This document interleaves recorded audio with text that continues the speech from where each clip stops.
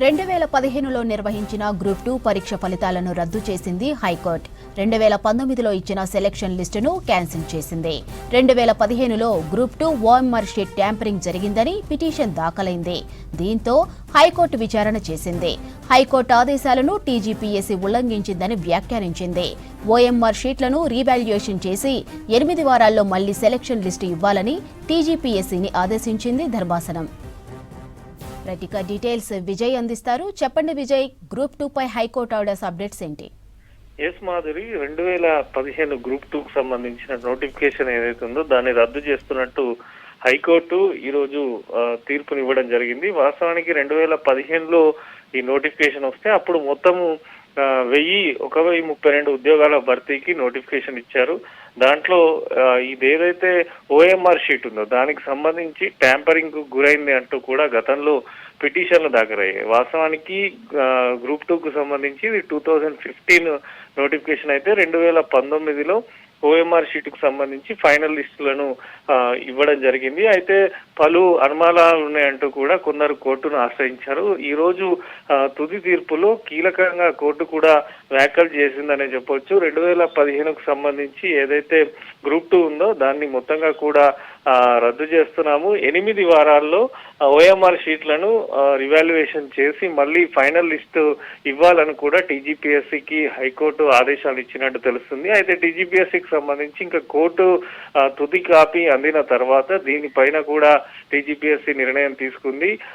వాస్తవానికి ఈ నోటిఫికేషన్ సంబంధించి కూడా అనేకమైనటువంటి వివాదాలు గతంలో తలెత్తాయి. కానీ ఇప్పటికీ నోటిఫికేషన్ వెలువడి దాదాపు 10 ఏళ్ళైంది. 2019లో ఫైనల్ రిజల్ట్స్ వచ్చింది కనుక ఎక్కడ వరక్కడ జాబ్ చేసుకుంటూ దాదాపు 6-7 సంవత్సరాలు కూడా ఇప్పటికీ గడిచిపోతుంది. ఈ రోజు హైకోర్టు తీర్పు ఇవ్వడం పైన కొంత ఎవరైతే సెలెక్ట్ అయినారో వాళ్ళు కూడా కొంత ఆశ్చర్యానికి గురవుతున్నారు. అయితే టీజీపీఎస్సీ నేరుగా ఇప్పుడు, ఎందుకంటే ఈ రోజు సాయంత్రం ఈ తీర్పు వచ్చిన తర్వాత కోర్టు ఆర్డర్ కాపీ కోసం టీజీపీఎస్సీ ఎదురు చూస్తుంది. ఆర్డర్ కాపీ వచ్చిన తర్వాత అసలు కోర్టు ఏం చెప్పింది, ఏ రకంగా ముందుకు వెళ్ళాలనే దానిపైన కూడా ఒక ఆలోచన చేస్తామని చెప్పి కూడా అధికారులు చెప్తున్నటువంటి సిచ్యువేషన్ ఉంది. మొత్తంగా కూడా ప్రధానంగా ఏదైతే ఓఎంఆర్ షీట్కి సంబంధించి ట్యాంపరింగ్ జరిగిందనే దానిపైనే ప్రధానంగా ఈ రోజు కోర్టులో వాదన కూడా జరిగాయి. ట్యాంపరింగ్ జరిగిన తర్వాత కూడా టీజీపీఎస్సీ హైకోర్టు ఇచ్చినటువంటి ఆదేశాలను పట్టించుకోకుండా ఓఎంఆర్ షీట్లను వాల్యుయేషన్ చేసి ఉద్యోగాల భర్తీ చేసిందంటూ కూడా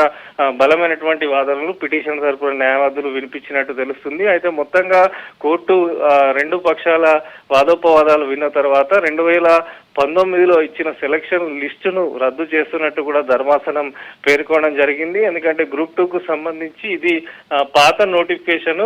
మొత్తంగా కూడా 1032 ఉద్యోగాల భర్తీకి ఇస్తే అప్పుడు 1027 పోస్టులను భర్తీ చేస్తున్నట్టు తెలుస్తుంది. 5 పోస్టులకు సంబంధించి అప్పుడు కొన్ని కోర్టు కేసుల కారణంగా నిలిచిపోయినట్టు కూడా మనకు సమాచారం ఉంది. సో ఓవరాల్ గా ఇంత సడన్ ఇప్పుడు కోర్టు ఇవ్వడంతో టీజీపీఎస్సీకి అప్పుడు ఉన్నటువంటి కమిషన్ కానీ అప్పుడు ఉన్నటువంటి బోర్డు కానీ పూర్తి స్థాయిలో ప్రక్షాళన అయిపోయింది.